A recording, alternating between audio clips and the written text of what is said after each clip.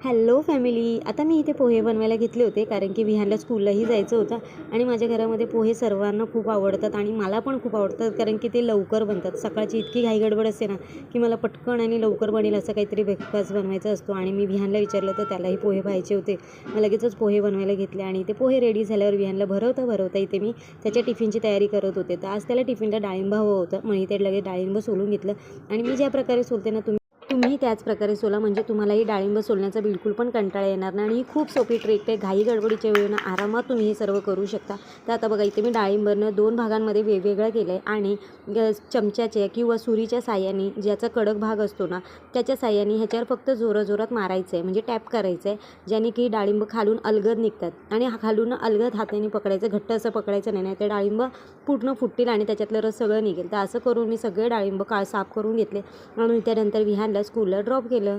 Bye.